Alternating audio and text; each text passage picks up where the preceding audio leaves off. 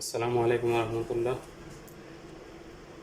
প্রিয় বন্ধুরা, সবাই কেমন আছেন? আমি ভালো আছি আলহামদুলিল্লাহ। আজকের দুপুরের রেসিপি চিকেন দিয়ে আলু দিই, দেখতে থাকেন। এখানে একটা চিকেন নিয়েছি, একটার থেকে বেশি। হলুদ মরিচ দিয়ে দিছি, একটু মাখিয়ে ফ্রাই করে রান্না করবো।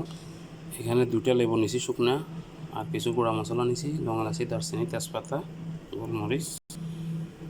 এখানে লবণ 1 চামচ, গোলমরিচ পাউডার আধা চামচ, মশলার গুঁড়ি 2 চামচ, 1 চামচ হলুদের গুঁড়ি, 2 চামচ ধনিয়ার গুঁড়ি, কারণ মুরগি একটু বেশি এই জন্য।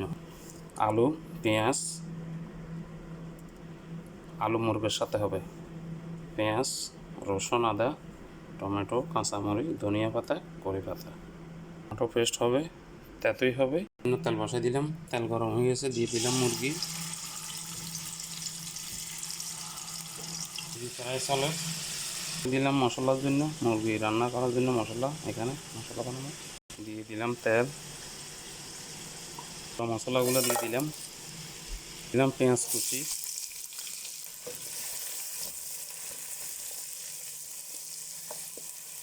দিলাম আদা রসুন।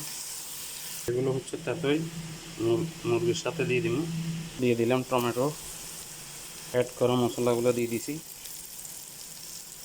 টমেটো পেস্ট, পানি, তেতই দিয়ে দিলাম। পুরো আলু দিয়ে দিছি, আলুগুলো কষা নিয়ে তারপরে মুরগি দিব। কথা কাঁচামরিচ দিয়ে দিলাম, এই মুরগি দিয়ে দিচ্ছি। বন্ধুরা, চিকেন দিয়ে আলু দিয়ে হয়ে গেল মাশাআল্লাহ, অনেক সুন্দর হয়েছে রান্না। আপনারা বলবেন কেমন হয়েছে। আমার থেকে তো লাগছে ভালো। আল্লাহ হাফেজ, আসসালামু আলাইকুম রহমতুল্লাহ।